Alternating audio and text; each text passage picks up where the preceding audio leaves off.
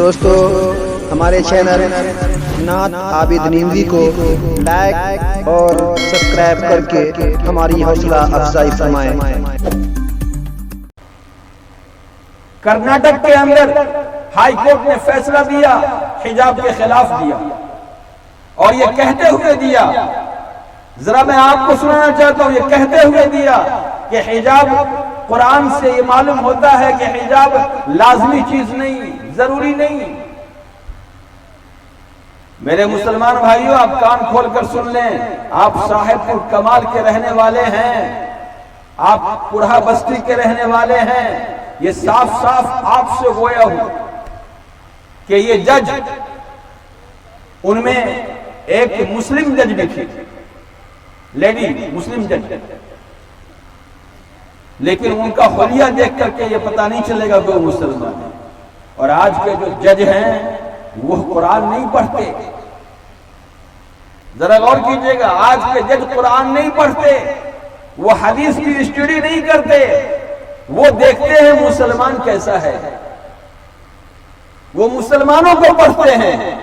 آپ کو پڑھا گیا، اس کے دل میں یہ بات آئی، اس کے ذہن میں یہ بات آئی کہ حجاب ضروری نہیں ہے۔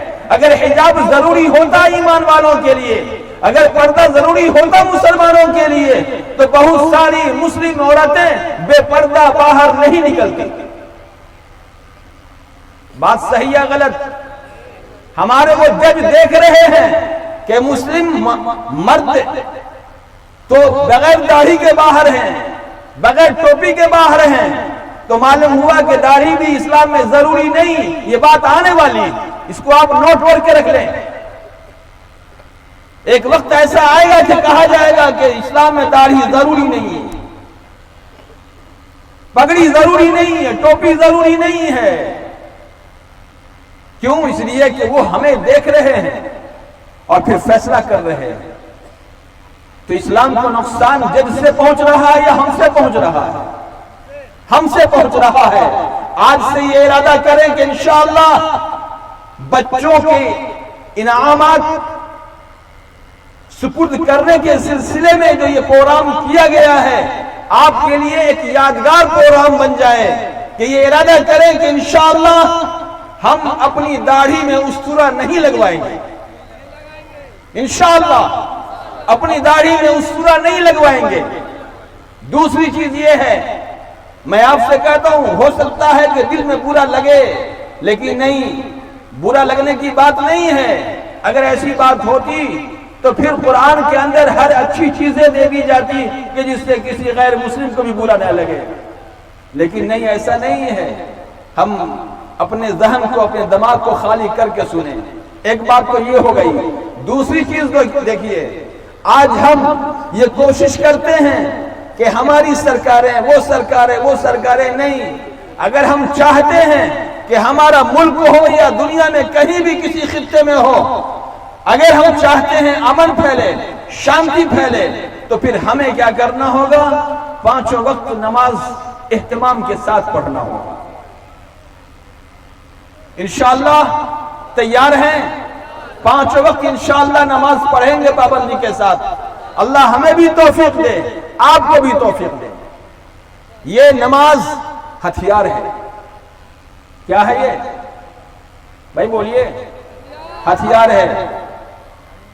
ایک عالم لندن گئے تھے، وہاں کہ ایک یہودی عالم سے ملاقات ہوئی۔ انہوں نے انڈیا کے عالم سے پوچھا کہ بتائیے، آپ لوگ جو نماز پڑھتے ہیں تو ہفتے کی نماز ہفتے میں جو پڑھتے ہیں کون؟ ماشاءاللہ، لگتا ہے آپ لوگ نام یاد ہے، پڑھتے بھی ہوں گے۔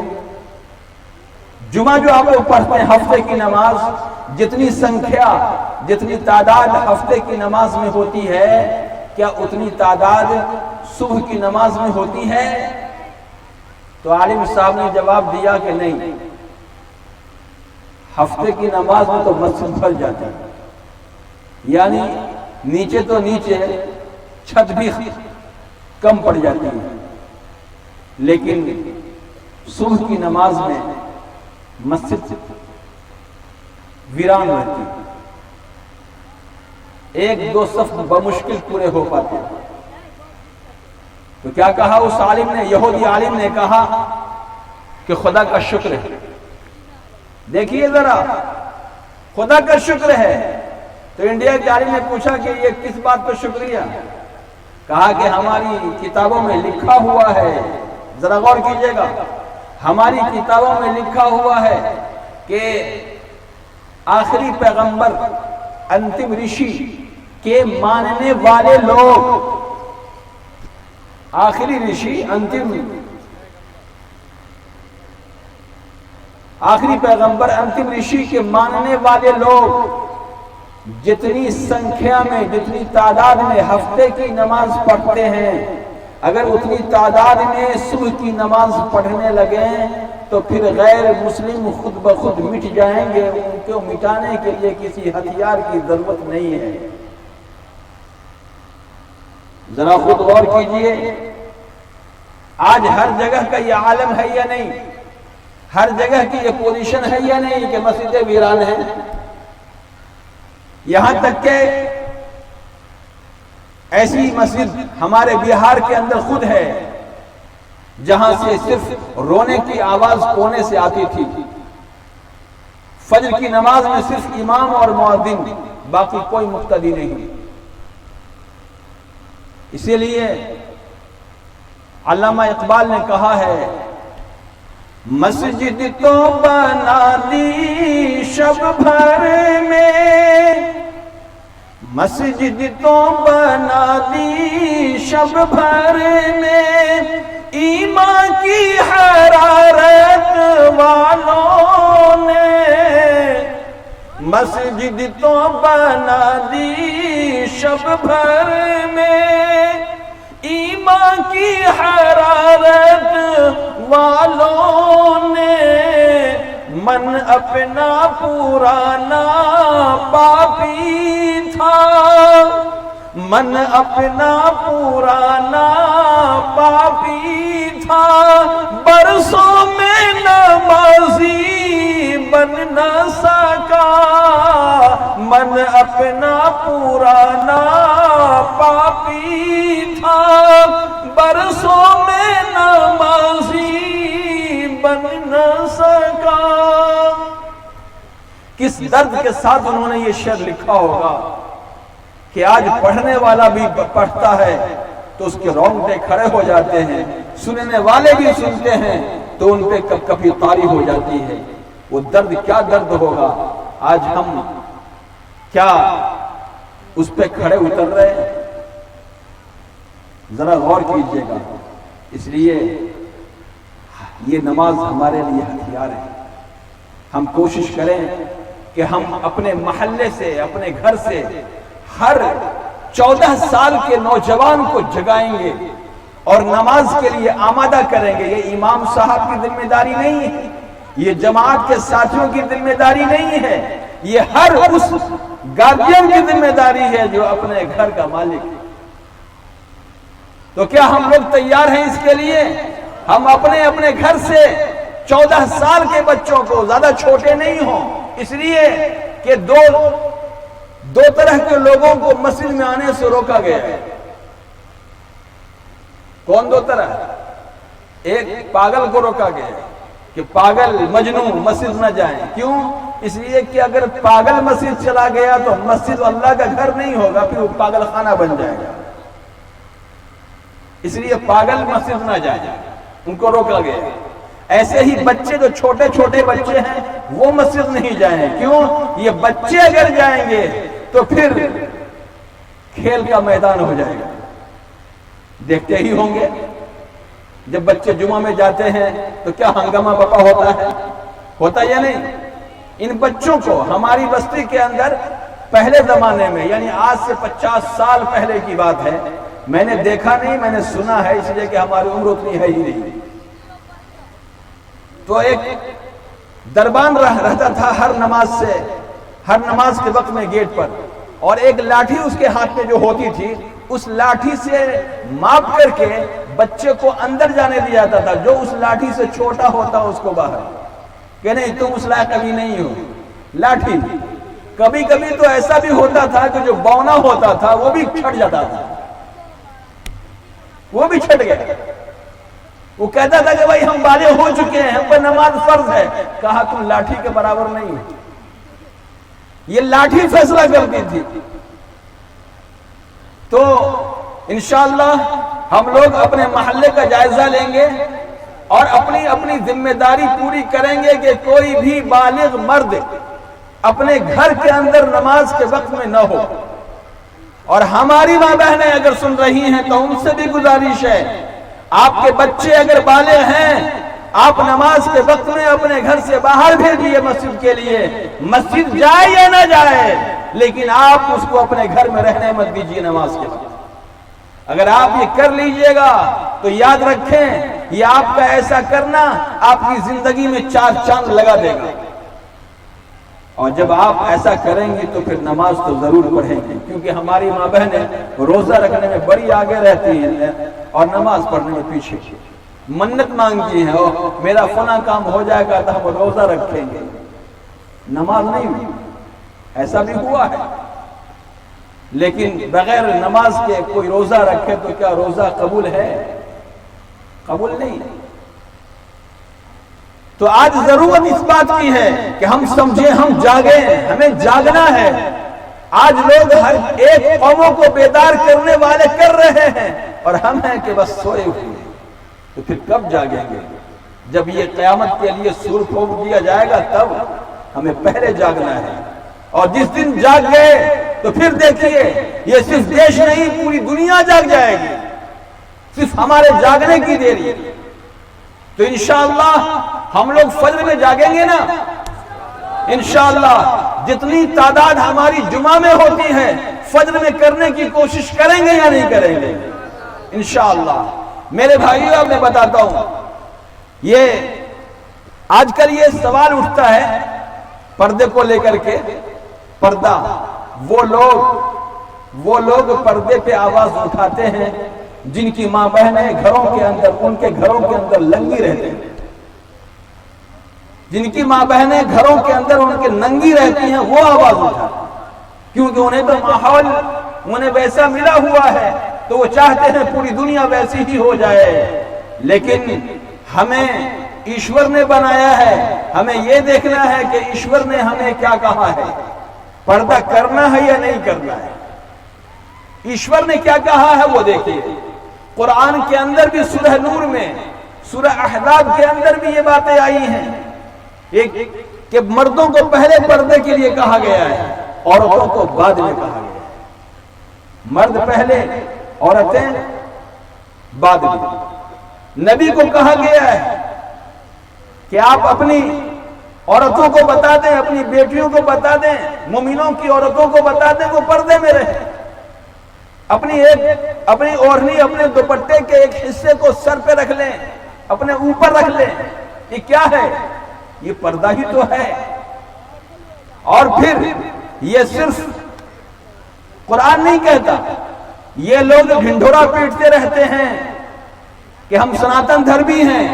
سناتن دھرمی اگر ہوتے تو پھر اپنی کتاب کو تو دیکھتے، اپنی پستک کو تو دیکھتے۔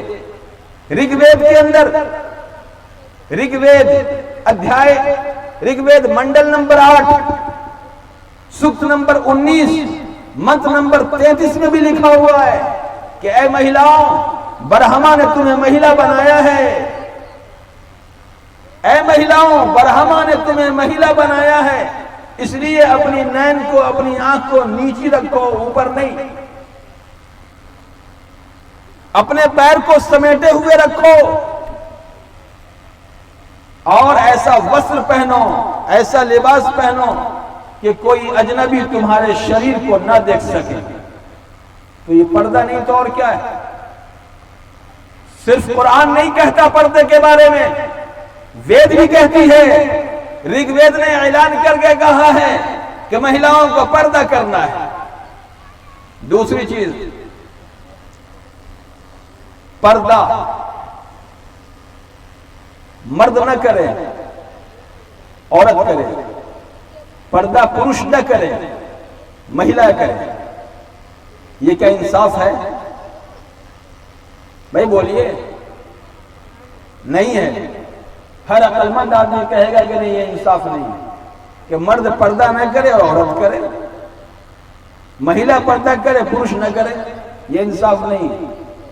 لیکن پھر یہ بتائیے کہ پھر بنانے والے نے ایسا کیوں کیا؟ پروش اور مہیلا دونوں کا بنانے والا ایک ہے یا الگ الگ ہے؟ ایک ہے. تو پھر مہیلاؤں کی ناک میں ایشور نے بال نہیں اگایا, پروش کی ناک میں بال اگا دیا. اب بولیے تو سسٹم الگ الگ ہوگا یا نہیں ہوگا؟ پروش کی ناک میں ایشور نے بال اگا دیا, اس لیے وہ اگر باہر رہتے ہیں تو انہیں کوئی چھتی نہیں ہوتی, انہیں کوئی ہانی نہیں پہنچتی. کیوں؟ اس لیے نہیں پہنچتی کہ جب وہ باہر جائیں گے, سانس لیں گے تو ہوا اندر جائے گی, تو اس ناک کے بال سے چھن چھن کر ہوا اندر جائے گی اور دھول باہر رہ جائے گا. لیکن مہیلاؤں کی ناک میں ایشور نے بال نہیں دیا ہے, تو وہ کپڑا لگا لیں کہ اس کپڑے سے چھن چھن کر ہوا اندر جائے اور گردہ باہر رہ جائے.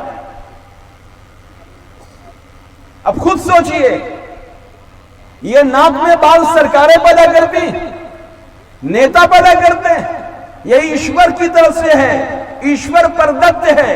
تو پھر اب خود سوچنے کی بات ہے یہ نہیں کہ جو پاگل ہو جائے تو اس کا علاج کہاں ہوتا ہے؟ کانکے میں ہوتا ہے. اور ہم لوگ اس کو کہاں بھیجتے ہیں؟ ہم لوگ اسے پارلیمنٹ بھیجتے ہیں. کتنا فرق آ گیا ہے. فرق آیا یا نہیں؟ جس کا علاج کانکے میں ہونا چاہیے ہم اس کو کہاں بھیجتے ہیں؟ پارلیمنٹ بھیجتے ہیں, ویدھان سبھا بھیجتے ہیں. کیوں؟ اگر ایک ویکتی یہ کہہ رہا ہو کہ ابھی ابھی ہم سونے کی دکان سے سونا خرید کر لائے ہیں اور وہ بچ کے ترازو میں, ترازو بچ کا یعنی چھوٹے ترازو میں تول کر دیا ہے, ارے کتنے کا ہے؟ تو 1 لاکھ کا سونا ہے. اچھا, ارے ہم بھی تو لائے تھے 50,000 کا پتھر منگوائے تھے گاڑی سے, ہم کو پہلے معلوم ہوتا تھا اسی پہ تولوا لیتے. اب بتائیے کہ 50,000 کا پتھر وہ چھوٹے سے سونے کے ترازو پہ اگر تولا جائے گا تو ترازو کا کیا حال ہوگا؟ بھائی بولیے نا, ترازو ٹوٹے گا کہ باقی رہے گا؟ ٹوٹ جائے گا. پتھر تول رہے ہیں وہ بھی 50,000 کا ہے.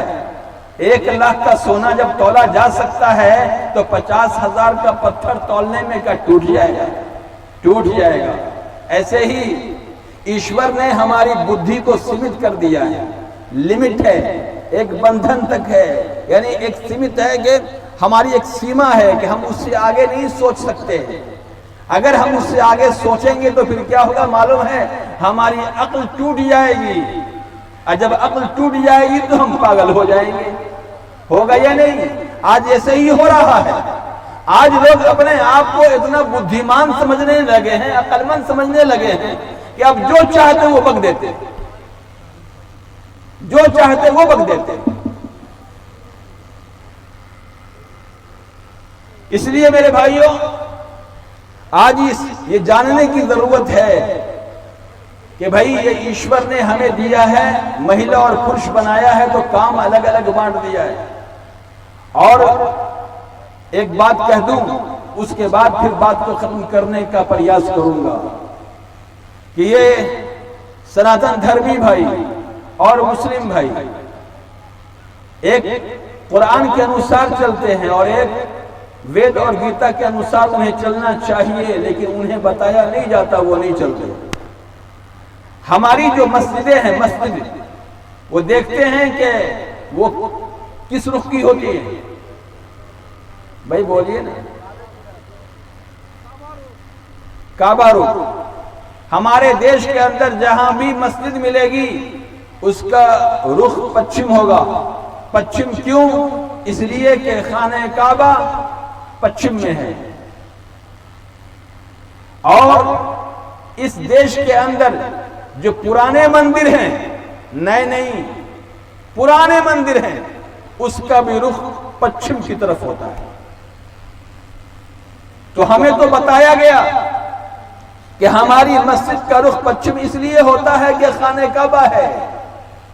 اب اگر کوئی خانہ کعبہ سے پچھم چلا جائے تو وہاں کی مسجد کا رخ کدھر ہوگا؟ پورب کی طرف ہوگا۔ کوئی خانہ کعبہ سے اگر مکہ سے کوئی اتر چلا جائے تو اس کی مسجد کا رخ دکھن کی طرف ہوگا۔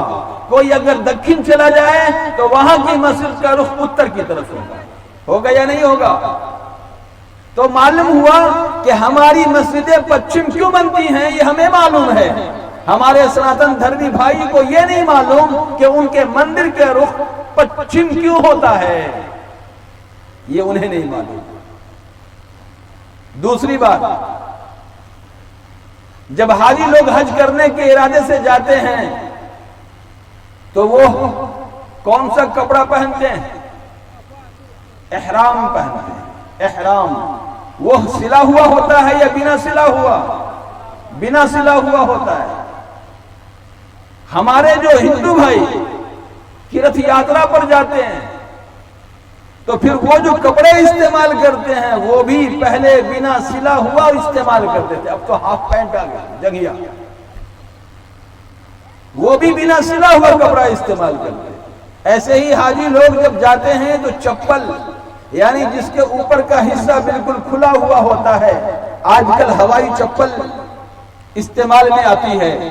ایسے ہی ہمارے ہندو بھائی جب تیرتھ یاترا پر جاتے تو کھڑاون کا استعمال کرتے تھے، اب تو ننگے پیر ہی چلے جاتے ہیں، کھڑاون کی اب ضرورت نہیں۔ ان کی عادت دیکھیے، کون کون دھام جاتے ہیں تو ننگے پیر چلتے ہیں، چپل نہیں ہوتی، جوتا نہیں ہوتا۔ جب ہمارے یہاں کسی کو دفنایا جاتا ہے تو اس کی قبر کس رخ کی ہوتی ہے؟ سرہانہ کدھر، پائتانہ کدھر؟ سرہانہ اتر، پائتانہ دکھن۔ ایسے ہی ہمارے ہندو بھائی کا جب ندھن ہوتا ہے اور انہیں چتا پہ رکھ کر جلایا جاتا ہے تو ان کا سرہانہ کدھر ہوتا؟ اتر ہوتا ہے۔ اور پائتانہ سیم ہے یا نہیں ہے؟ مندر اور مسجد کا رخ بھی سیم، دھام پر جانے والوں کی پوشاک بھی سیم، ان کی چپل بھی سیم، تھوڑا سا نام کا فرق ہے، کھڑاون اور ہوائی چپل۔ چتا جلائی جائے یا کسی مردے کو دفنایا جائے، اس کے رخ بھی سیم۔ تو معلوم ہوا کہ یہ دونوں اب تک یہ چلا رہا ہے، دونوں کا جو سسٹم ہے وہ اب تک وہ جو کا تو ہے۔ صرف یہ کہ ہم کیوں کرتے ہیں یہ ہمیں معلوم ہے، وہ کیوں کرتے ہیں انہیں پتہ نہیں ہے یا نہیں۔ تو اس سے ایک بات سامنے آتی ہے کہ ہمارا بھی ایشور اور ہمارے جو ہندو بھائی ہیں ان کا بھی ایشور ایک ہی ہے۔ اگر الگ الگ ہوتا تو سسٹم میں بھی فرق ہوتا۔ جتنے پروش ہیں سب کی بناوٹ سیم ہے، جتنی مہیلائیں ہیں سب کی بناوٹ سیم ہے۔ اس لیے آج اس چیز کی جاننے کی ضرورت ہے کہ بھئی نفرتیں جتنی پھیلائی جائیں گی تو نفرت پھیلانے والوں کو اس دیش سے محبت نہیں ہے، فریب نہیں ہے، لیکن اس دیش کو اگر بچانا ہے تو پھر ہمیں محبت کی دیا جلانی ہوگی۔ اس لیے ایک شاعر نے کیا خوب کہا ہے کہ سورج بننا مشکل ہے تو، سورج بننا مشکل ہے تو جگنو ہی بن جاؤ تم، سورج بننا مشکل ہے تو جگنو ہی بن جاؤ تم، بھائی ہو تو بھائی کی خاطر، بھائی ہو تو بھائی کی خاطر اتنا تو ایثار کرو، بھائی ہو تو بھائی کی خاطر اتنا تو ایثار کرو۔ تو میرے بھائیوں، ہم قربانی دینے کو تیار ہیں انشاءاللہ۔ باتیں بہت سن چکے، باتیں بہت ہو چکی ہیں، بس اب ہمیں عمل کی ضرورت ہے۔ اللہ ہمیں بھی اور آپ کو بھی عمل کی توفیق عطا فرمائے۔ وما توفیقی الا باللہ۔ جی کیا چیز پچھم بتا تو دیا پرانے مندر اچھا بھائی دیکھیے فرمائش آ رہی ہے نظم سنانے کی مختصر میں نظم سناتا ہوں زیادہ آپ کو نہ پہلے آپ سے پوچھ لوں نظم سنیں گے یا دعا ہو جائے بھائی دیکھیے نظم سننے کے لیے تو جاگنا پڑے گا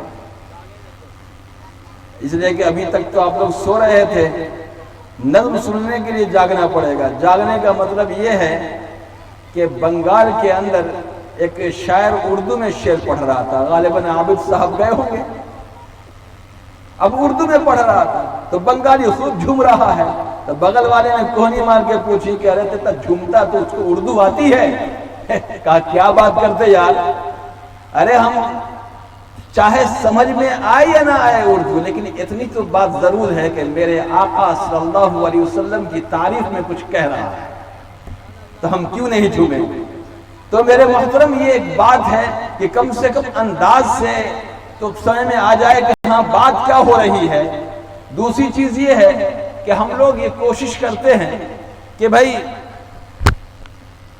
وہ داد کے لیے ہم لوگ اتنے کنجوس ہو گئے ہیں کہ سبحان اللہ تک بھی زبان سے نہیں نکالتے سبحان اللہ تک پیسہ دینے کی بات یعنی جیب خالی کرنے کی بات تو دور کی ہے اور ہم جیب خالی کرنے کو بولتے بھی نہیں ہیں کیوں اس لیے جب سے ٹیلر ماسٹروں نے بھائی اگر آپ میں سے کوئی ٹیلر ماسٹر ہو تو برا نہیں مانیں گے جب سے ٹیلر ماسٹروں نے یہ دھندا شروع کر دیا ہے کہ دائیں طرف جیب نہیں دے کر کے بائیں طرف دیکھیے اب ہمارا یہ کرتا ہے بائیں طرف جیب ہے یہ صدری ہے دائیں طرف نہیں ہے بائیں طرف جیب ہے تو بائیں طرف ہے اور دل بائیں طرف ہے اب جو جیب دل سے جڑی ہوئی ہو تو اس جیب سے محبت ہوگی تو اس جیب کے اندر جو کچھ ہے اس سے محبت نہیں ہوگی تو لوگ اگر داد دیتے ہیں تو نیچے سے کسی غریب کو دیتے ہیں تو نیچے والی جیب سے جمعہ میں دیتے ہیں تو نیچے والی جیب سے اور جمعہ میں تو ماشاءاللہ ہم نے تو دیکھا ہے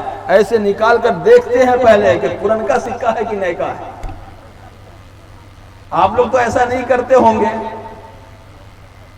تو اس لیے اگر آپ لوگ داد دیں گے تو انشاءاللہ ہم سنائیں گے چاہے زبان سے دیں چاہے جیب سے دیں وہ آپ کی مرضی ہے اور یہ دیکھنا ہے کہ آپ کس سے دیتے ہیں فکر عقبا کی کر فکر عقبا کی کر آج ہی بے خبر کل نہ کر کیونکہ کل کا بھروسہ نہیں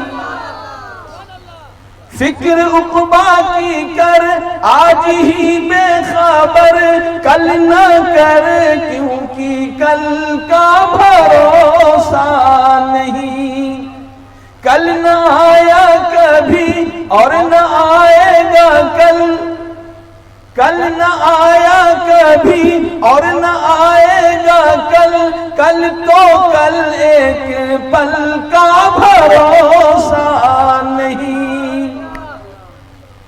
کر عبادت خدا کی جوانی میں تو کر عبادت خدا کی جوانی میں تو کل بوڑھاپا تیرے سر پہ آ جائے گا قوت دست و پا ختم ہو جائے گی قوت دست و پا ختم ہو جائے گی پھر عبادت کا کوئی بھروسہ نہیں ناز کتنا تھا دولت پہ قارون کو ناز کتنا تھا دولت پہ قارون کو بھولے بیٹھا تھا وہ دین و ایمان کو یہاں سکہ بھی چلتا ہے کیا سکہ بھی چلتا ہے یا تو ہو سکتا ہے اپنا بوجھ ہلکا کرنے کے لیے ہمیں تھما دیا چلیے ماشاءاللہ سکہ چلتا ہے ناز کتنا تھا دولت پہ قارون کو بھول بیٹھا تھا وہ دین و ایمان کو خاک میں مل گئی اس کی دولت سبھی، خاک میں مل گئی اس کی دولت سبھی، ایسی دولت کا کوئی بھروسہ نہیں۔ اتنا کہنے کے بعد بھی لوگ بیٹھے ہوئے ہیں، تعجب ہے۔ روح شداد کی جب نکالی گئی، شداد اس نے دعویٰ کیا تھا کہ میں خدا ہوں، تو لوگوں نے پوچھا کہ میرے خدا کو جنت ہے، تیرے پاس کیا ہے؟ کہا رک جا میں بنوا دیتا ہوں۔ دولت کا تو انبار تھا، اس نے آرڈر دیا اور جنت بن کے تیار ہو گئی، اور آ کر کے خبر سوچنا دی گئی کہ جنت آ کر دیکھ لے تیار ہو گئی ہے۔ وہ جیسے ہی اندر جانے کو تھا، ایک پیر اندر ایک پیر باہر، موت کا فرشتہ آ جاتا ہے روح قبض کرنے کے لیے۔ شاعر کہتا ہے روح شداد کی جب نکالی گئی، سیر باغ ایرم کی نہ اس کو ملی۔ روح شداد کی جب نکالی گئی، سیر باغ ایرم کی نہ اس کو ملی۔ ہاتھ ملتا گیا اور یہ کہتا گیا، ہاتھ ملتا گیا اور یہ کہتا گیا، ایسی جنت کا کوئی بھروسہ نہیں۔ ہم نے مانا اجل آئے گی ایک دن، اجل کہتے ہیں موت کو۔ پھر میں آپ کو سنا دوں، ایک مولوی صاحب تقریر کر رہے تھے کہ بھائی پوچھا لوگوں سے کہ بھائی کس کس کو مرنا ہے، ظاہر سی بات ہے ہر ایک کو موت کا مزہ چکھنا ہے، یہ قرآن نے کہہ دیا تو سب نے ہاتھ اٹھا دیا، لیکن ایک نے نہیں اٹھایا۔ تو مولوی صاحب نے دیکھا کہ سب نے ہاتھ اٹھایا ہے، ایک کیوں بچا ہوا ہے؟ اور مولوی صاحب کی تو آنکھ ویسے بھی تیز، کیوں نہیں تیز ہو؟ مولوی صاحب کو کھانے میں مرغ مسلم کے ساتھ ساتھ سلاد بھی تو دیتے ہیں، اور سلاد سے کیا ہوتا ہے؟ آنکھ کی روشنی بڑھتی ہے، کھیرا کھائیں گے تو بڑھے گی روشنی۔ ہماری بات الگ ہے کہ پاور والا چشمہ لگا ہوا ہے، سمجھ گئے ہوں گے کہ ہمیں کیا ملتا ہے۔ خیر، تو انہوں نے پوچھا کہ بھائی کیا بات ہے تم نے ہاتھ نہیں اٹھایا؟ کہا مولوی صاحب آپ نے پوچھا، سب نے ہاتھ اٹھا دیا، کہیں ان کے ہاتھ اٹھانے کو اللہ نے قبول کر لیا اور ابھی موت دے دیا تو جنازہ کون پڑھائے گا؟ اسی لیے ہم رک گئے کہ جنازہ پڑھا کے بڑھیں گے۔ کتنا فکر مند تھا اپنی اس امت کے لیے وہ بندہ، خود سوچنے کی بات ہے۔ ہم نے مانا اجل آئے گی ایک دن، ہم نے مانا اجل آئے گی ایک دن، کیا پتا کب کہاں روح پرواز ہو۔ ہم نے مانا اجل آئے گی ایک دن، کیا پتا کب کہاں روح پرواز ہو۔ ہے مقدر تو مل جائے 2 گز زمین، ہے مقدر تو مل جائے 2 گز زمین، ورنہ تربت کا کوئی بھروسہ نہیں۔ ہم مریں گے، پتہ نہیں ہمیں قبر کی مٹی بھی ملے گی یا نہیں ملے گی، اس کا بھروسہ نہیں ہے۔ اس لیے میرے بھائیوں، آج رات کو اگر آپ سوئیں گے، جس چادر کو اوڑھ کر سوئیں گے، یہ سوچ کر سو لیں کہ یہ ہو سکتا ہے کہ یہ چادر ہمارے لیے آخری چادر ہو، تو یقین جانیے کہ کل کا دن آج سے بہتر ہوگا انشاءاللہ۔ اللہ تعالی ہم سبوں کو کہنے اور سننے سے زیادہ اس پر عمل کی توفیق عطا فرمائے۔ وما توفیقی الا باللہ۔ دعا آپ کر دیتے ہیں۔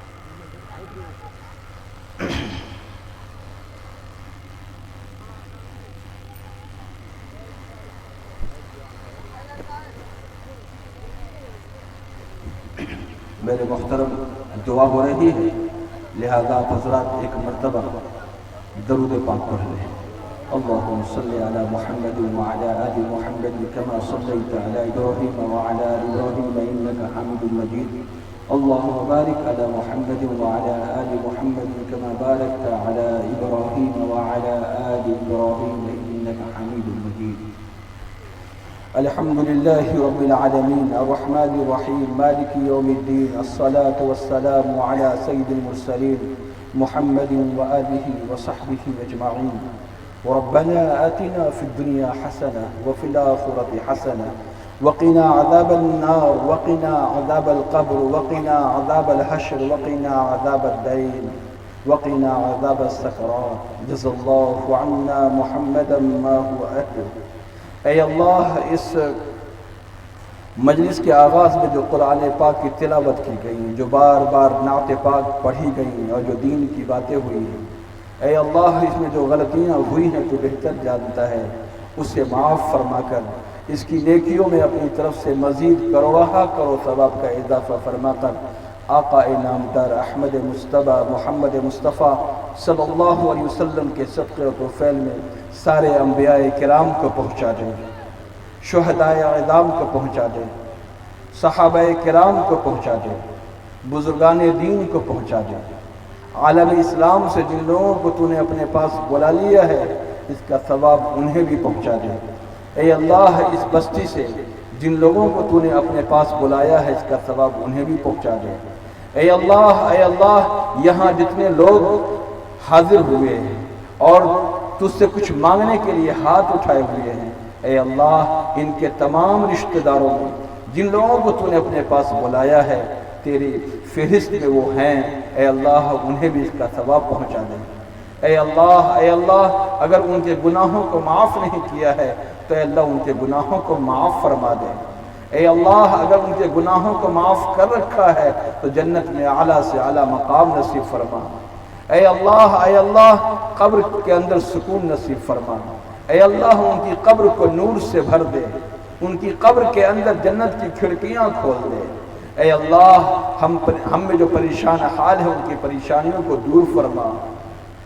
اے اللہ ہم میں جو بیمار ہیں ان کی بیماری کو تندرستی سے بدل دے۔ اے اللہ جو لوگ امتحانات کے دور سے گزر رہے ہیں، اے اللہ انہیں کامیابی عطا فرما۔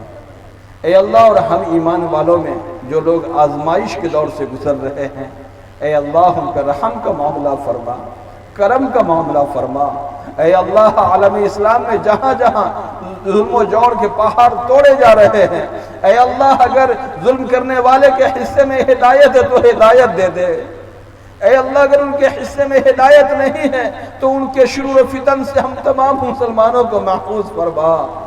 اے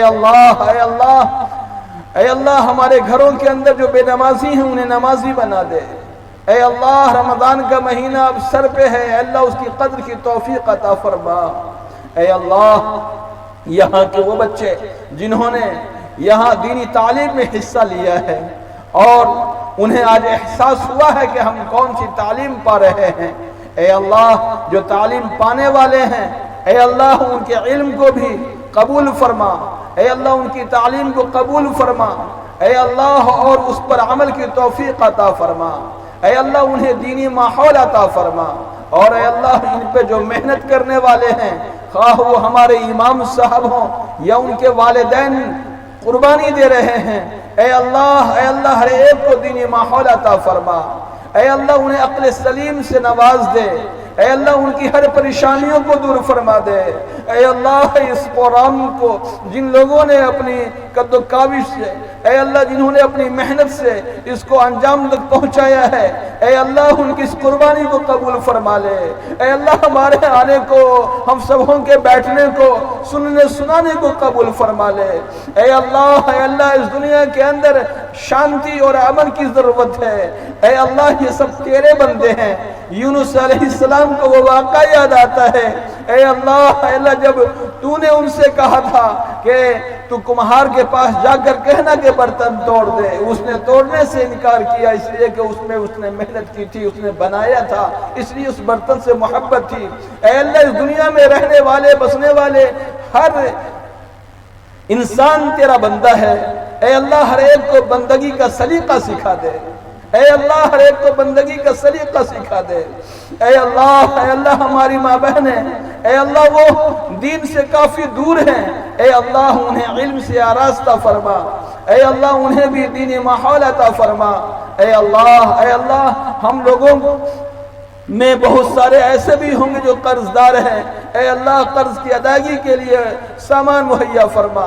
اے اللہ وہ لڑکیاں جو غربت کی بنیاد پر اب تک بیٹھی ہوئی ہے، اے اللہ ان کا رشتہ نہیں لگ رہا ہے، ان کا ہاتھ پیلا نہیں ہو رہا ہے، مہندی نہیں لگائی جا رہی ہے، اے اللہ ان کے لیے آسمان سے کوئی نیک اور صالح جوڑا اتار دے۔ اے اللہ جنہوں نے دعاؤں کے لیے کہا ہے یا لکھا ہے یا ان کا ہم پر حق ہے، ان کی جائز مراد جائز تمنا کو پوری فرما۔ اے اللہ اس بستی کے اندر جتنے بھی لوگ رہنے والے ہیں، چاہے وہ جس دھرم کے ماننے والے ہوں، جس قوم کے ہوں، اے اللہ ہر ایک کو مل جل کر رہنے کی توفیق عطا فرما۔ اے اللہ ان کا بھی مالک تو ہے، میرا بھی مالک تو ہے۔ اے اللہ ہم سبوں کو اے اللہ بھائی چارگی کے ساتھ رہنے کی توفیق عطا فرما۔